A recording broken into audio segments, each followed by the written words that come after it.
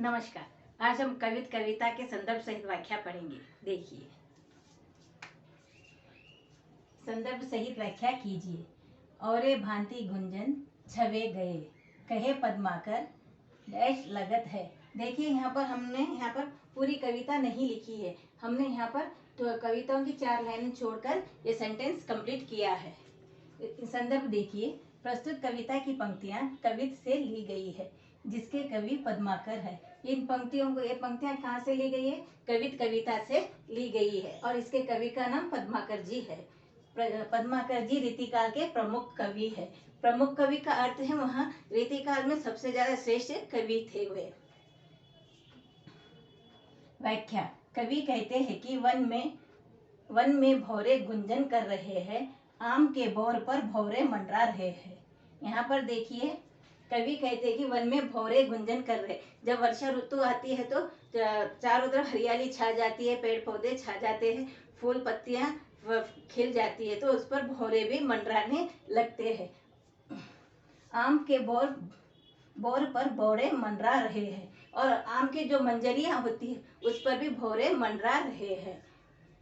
मन को छलने वाली छेल छबीली जैसा वातावरण हो गया है। यहाँ पर देखिए, गाँव में लड़के लड़कियां सुधर कर जब तैयार होकर बाहर निकलते हैं खेतों में काम करने के लिए, तो छेल छबीली के जैसे इनकी सुंदर सुंदर लड़कियां तैयार होकर निकलती है तो उनका मन मोह लेते हैं। कवि कहते हैं कि बहुत ही सुंदर दिखाई देता है। जगह जगह विचरण करने वाले पक्षियों की आवाजें आ रही है। देखिए, जब गाँव में सुंदर वातावरण होता है, जब वर्षा ऋतु में, तो चारों तरफ पशु पक्षी चहचहाने लगते हैं, आवाजें कर रहे होते हैं, यानी कि चारों तरफ पक्षी उनकी आवाजें आती है, चारों तरफ वो मंडरा रहे होते हैं, पेड़ों पर पत्तियों पर वे खेल रहे होते हैं, जिसके कारण वो दृश्य और भी ज्यादा सुंदर हमें लगता है। मल्हार गीत सुनकर कवि का मन प्रसन्न हो गया है। मल्हार गीत का अर्थ है गाँव में गाए जाने वाले लोक गीतों को हम मल्हार गीत कहेंगे। गाँव में किसान क्या करते, खेतों में काम करते हुए गाना गाते और वो गाने बहुत ही सुंदर और मन को मोहने वाले गाने होते हैं। यह वातावरण प्राणों से भी ज्यादा प्रिय लगने लगा है। वर्षा ऋतु का वर्णन करते हुए कवि कहते हैं कि इस सृष्टि की सुंदरता को देखकर मेरा मन गर्व से ऊंचा हो गया। देखिए, यहाँ पर कवि कहना चाहते हैं कि इस सुंदरता को देखकर, प्रकृति की सुंदरता, गांव की सुंदरता को देखकर मेरा मन गर्व से ऊंचा हो गया है, क्योंकि प्रकृति बहुत ही सुंदर दिखाई देती है और अपनी चारों तरफ मनमोहक छटा फैला रही है, जिसके कारण और भी ज्यादा सुंदर हो गई है। वर्षा ऋतु में होने वाली चहल पहल देखकर मेरा मन प्रसन्न हो गया है। वर्षा ऋतु में देखिए, जो चहल पहल, चारों तरफ किसान काम करते होते हैं, लड़के लड़कियां इधर उधर घूमते फिरते रहते हैं और वर्षा ऋतु की वजह से चारों तरफ पशु पक्षी चहचहाने लगते हैं और सभी लोग अपने अपने कामों में लगे होते हैं। वह दृश्य बहुत ही सुंदर दिखाई देता है, जिसके कारण कवि का मन प्रसन्न हो जाता है।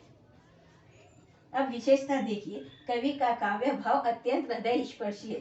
कवि का काव्य भाव का अर्थ है काव्य का भाव, उसकी भावना बहुत ही हृदय स्पर्शी है, यानी कि हृदय को छूने वाली भावना है, जो बहुत ही सुंदर भावना है। देखिए, यहाँ पर हम देखेंगे संदर्भ सहित व्याख्या में संदर्भ लिखेंगे। सबसे पहले संदर्भ में हम कविता का नाम लिखेंगे, फिर उसके बाद कवि का हम नाम लिखते हैं। उसके बाद हम व्याख्या करेंगे। व्याख्या में हम क्या करते हैं, कविता के जितने भी अर्थ होते हैं, जो विशेषता होती है, हम उसमें लिखेंगे। फिर लास्ट में हम विशेषता लिखेंगे। विशेषता में हमने यहाँ पर कवि का काव्य भाव अत्यंत हृदय स्पर्शी, यानी कि मन को छूने वाला है, ऐसा सुंदर कविता के बारे में उन्होंने बताया है। Thank you. ऐसे ही वीडियोस देखते रहने के लिए लाइक, शेयर और कमेंट कीजिए और सब्सक्राइब भी कीजिए। Thank you.